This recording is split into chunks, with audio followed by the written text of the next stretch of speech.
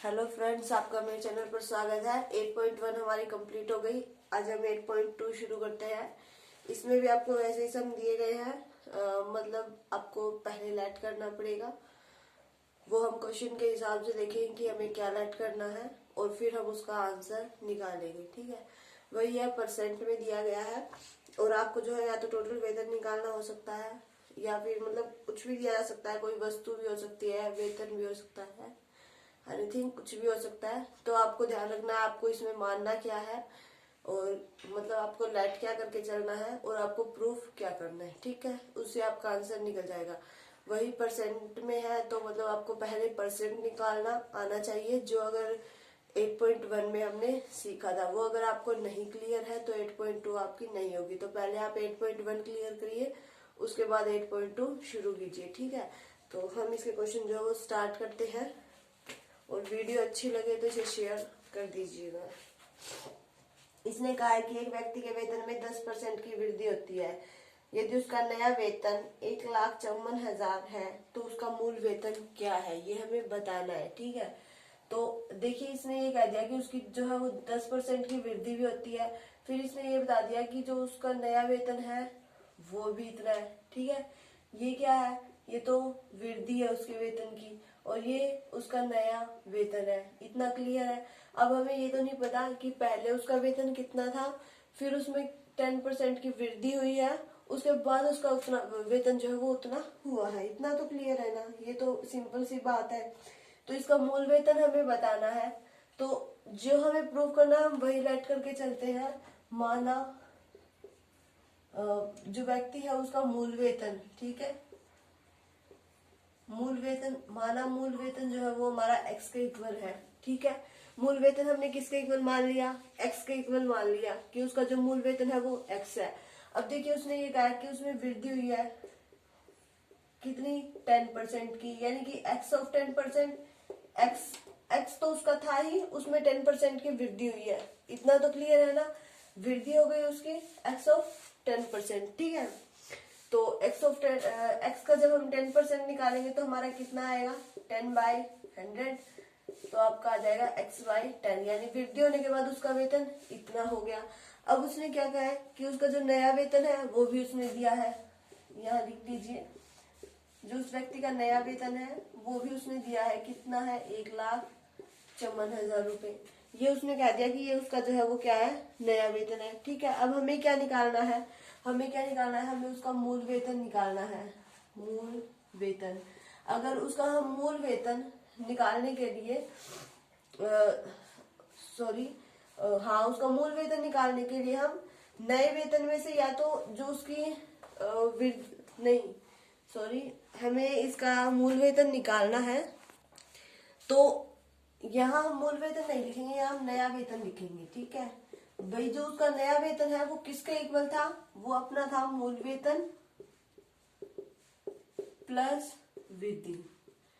इतना तो क्लियर है ना कि जो आपका उस व्यक्ति को नया वेतन दिया जा रहा होगा वो किसको मिलाकर दिया जा रहा होगा। एक तो उसका जो पहले वेतन था उतना तो है ही, उसमें 10% की वृद्धि हुई है तो वो भी हमने जोड़ दी। तो इन दोनों को मिलाकर ही ऑब्वियसली उसका ये वाला वेतन जो है वो बना होगा। इतना तो क्लियर है ना, इसमें तो कोई दिक्कत नहीं है।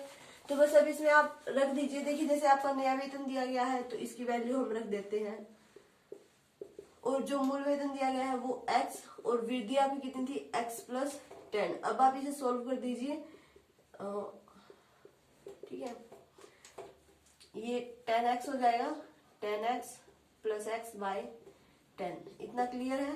तो 54,000, ये आपका हो गया 11x = 11x/10।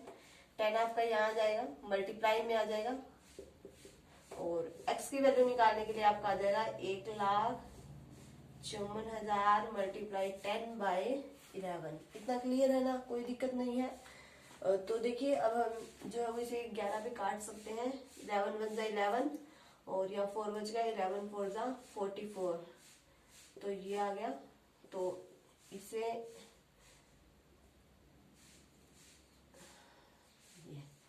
तो इससे क्या पता लग गया कि उस व्यक्ति का जो मूल वेतन था वो कितना था, वो इतना था, 14 लाख रुपए। ठीक है, सॉरी 1,40,000 रुपए, ठीक है।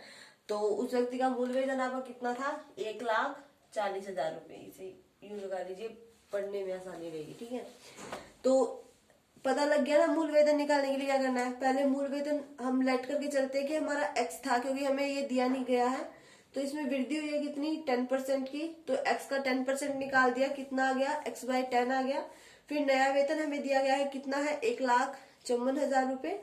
फिर नया वेतन जो है वो किसके इक्वल होगा, जो उसे पहले वेतन दिया जा रहा था और उसमें जो वृद्धि हुई है, उन दोनों को मिलाकर ही जो उसका नया वेतन बना होगा। तो उसका हमने एक फॉर्मूला बना दिया। नया वेतन आपका ये हो गया, मूल वेतन x हो गया और वृद्धि उसकी x+10। बस इसे सोल्व किया है और आपका जो मूल वेतन था वो आ गया 1,40,000 रुपए। यानी कि उसका पहले जो वेतन था वो 1,40,000 रुपए था, उसमें 10% की वृद्धि हो गई, तो वो आपका 1,54,000 बन गया, ठीक है। क्लियर है इतना क्वेश्चन। नेक्स्ट करते हैं।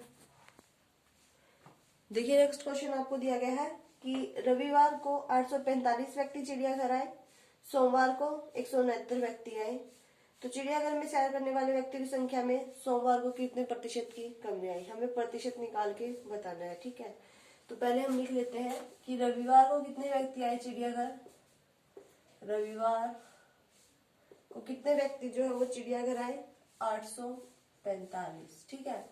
फिर सोमवार को सिर्फ आपके 169 व्यक्ति जो है वो चिड़ियाघर आए। तो हमें सैर करने वालों की संख्या में कितने प्रतिशत की कमी आई है, वो हमें क्या करना है, निकाल के बताना है, ठीक है। तो हम इसे कैसे बता सकते हैं, पहले हम ये निकाल सकते हैं कि जो सोमवार को व्यक्तियों की संख्या में कमी आई वो कितनी आई थी, ठीक है। क्या निकाल लेते हैं पहले हम, कि जो सोमवार को, मतलब मैं लिख देती हूँ यहाँ, सोमवार को व्यक्तियों की संख्या में कम, सोमवार को जो व्यक्ति की संख्या में कितनी कमी आई। देखिए रविवार को जितने आए थे उसमें से सोमवार वाले हम माइनस कर देते हैं, तो हमारा आंसर आ जाएगा 845 माइनस 169। तो देखिए ये माइनस कर दीजिए, 15 में से 9 गए 6, 13 में से 6 गए 7 और 7 में से 1 गया 6। तो आपके जो है वो 676 व्यक्ति जो है उतने कम आए थे, ठीक है। मतलब 676 व्यक्ति जो थे, इतनी कमी थी सोमवार को, ठीक है, इतने व्यक्ति कम आए थे। तो अब हमें इनका परसेंट निकालना है। तो परसेंट हम कैसे निकालेंगे, मतलब परसेंट निकालने के लिए हमें क्या करना है, जितने व्यक्तियों की कमी आई वो बाय में आपके जितने रविवार को आए थे वो मल्टीप्लाई में आपका 100, आपका परसेंट जो है वो निकल जाएगा। तो इसने यही पूछा था ना कि सोमवार को कितने प्रतिशत की कमी रही। तो सोमवार को कितने प्रतिशत की कमी रही, व्यक्ति है कितने प्रतिशत व्यक्ति की कमी रही। तो हम क्या करेंगे, जो आपका ये आया है सोमवार को व्यक्तियों की संख्या में कमी, यहां लिख लीजिए। तो सोमवार को व्यक्तियों की संख्या में कमी, और अपोज में आपका आएगा रविवार को व्यक्तियों की संख्या, रविवार को व्यक्तियों की संख्या, और मल्टीप्लाई में आपका 100 आएगा, क्योंकि हमें क्या करना है, परसेंट बनाना है। तो ठीक है, तो ये आप लिख लीजिए, सोमवार को व्यक्तियों की संख्या में कितनी कमी आई थी, 676, और ये कितने थे, 845, और मल्टीप्लाई में आपका 100 आएगा। अब इन्हें जो है वो काट दीजिए, किससे कटेंगे ये, 3 to the 6, 3 से नहीं कटेंगे, 5 से देख लीजिए, 5 1 जा 5, 5 से कट जाएगा, 5 1 जा 5, 3 बच गया, 5 6 जा 30,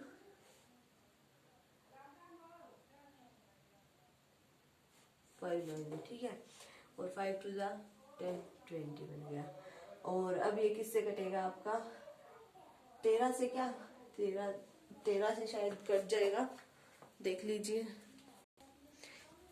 13 का जब स्क्वायर करते हैं तो ये आता है, और ये 52, 13 चौके 52, 4 2 जा 8, यानी कि जो 80% है 80% की कमी आई। यानी कि रविवार को तो व्यक्ति पूरे आए थे, लेकिन सोमवार को उनमें कितनी कमी आई, 80% की कमी आई। यानी कि सिर्फ 20% व्यक्ति ही सैर के लिए आए, बाकी 80% कमी रही। ठीक है, तो नेक्स्ट क्वेश्चन देखते हैं। देखिए, इसने कहा है कि एक दुकानदार 2400 रुपए में 80 वस्तुएं खरीदता है, उन्हें 16% लाभ पर बेचता भी है, तो वस्तु का विक्रय मूल्य हमें बताना है, सिर्फ एक वस्तु का बताना है। ठीक है, तो इसके लिए हम क्या लिखेंगे, मतलब पहले हम लिखेंगे कि जो आपकी वस्तु है वो कितने रुपए में वो खरीदता है। ठीक है, वस्तुओं का क्रय मूल्य, क्रय मूल्य आपका कितना है, 2400 रुपए। फिर क्या कहा इससे कि वो उनको 16% लाभ पर बेचता भी है, तो वस्तुओं मतलब लाभ निकालते हैं हम 2400 ऑफ 16%। 2400 का 16% निकालेंगे कैसे, 2400 मल्टीप्लाई 16/100। ठीक है, 24 की और 16 की मल्टीप्लाई कर दीजिए,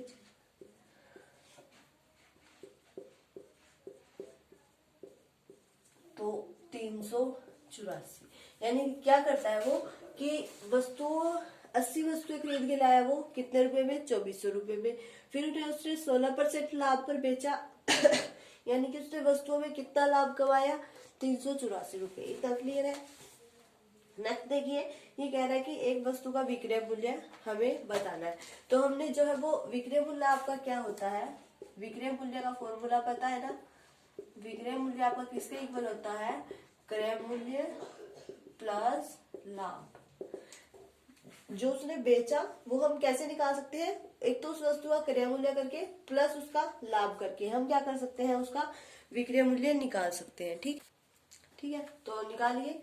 विक्रय मूल्य आपका किसके इक्वल आ जाएगा, विक्रय मूल्य, क्रय मूल्य आपका कितना था, 2400 रुपए, 384 रुपए का उसे लाभ हुआ, तो आपके टोटल कितने हो गए, 487 ये हो गए। लेकिन इस एक बात का ध्यान रखना है, इसने सिर्फ एक वस्तु का क्रय मूल्य पूछा और ये आपका कितना है, 80 वस्तु का क्रय मूल्य है, तो एक वस्तु का एक वस्तु, हाँ, तो हमें क्या करना है, एक वस्तु का विक्रय मूल्य निकालना है। ठीक है, एक वस्तु का विक्रय मूल्य निकालने के लिए जो आपका ये टोटल आया है इसको हम 80 से डिवाइड कर दें, क्योंकि आपकी टोटल जो वस्तु है वो कितनी है, 80 है, और हमें कितना का निकालना है, एक का निकालना है। तो इस पूरे को अगर हम 80 से डिवाइड कर दे तो हमारा एक वस्तु का आ जाएगा, 2 4 जा 8, 2 1 जा 2, 2 3 जा 6, और 2 9 जा 18, 2 2 जा 4, 2 6 जा 12, 2 9 जा 18, 2 6 जा 12। ठीक है, और कहीं गड़बड़ हो तो देख लेना, 2 3 जा 6, 2 4 जा 8, 2 8 जा 16, 2 5 जा 10, 2 1 जा 2, 2 7 जा 14, 2 4 जा 8। ठीक है, तो ये आपका देखिए, ठीक है, तो आपका कितना आ गया, 174/5। इसे डिवाइड कर दीजिए, 5 3 जा 15, और कितना बच गया, 4, और 5 8 जा 40 प्लस है, यानी कि 38.5 रुपए जो है वो एक वस्तु का विक्रय मूल्य आपका पड़ गया। ठीक है, तो इस तरह से आप जो है क्वेश्चन सोल्व कर सकते हैं। अगर इनमें अभी भी आपको कोई दिक्कत आती है तो कमेंट कीजिए, वीडियो अच्छी लगे तो इसे लाइक कीजिए, शेयर कीजिए, और अगर आप मेरे चैनल पर नए हैं तो सब्सक्राइब करके बेल आइकन दबा लें, ताकि आपको मेरे आने वाले वीडियो के नोटिफिकेशन मिलते रहें।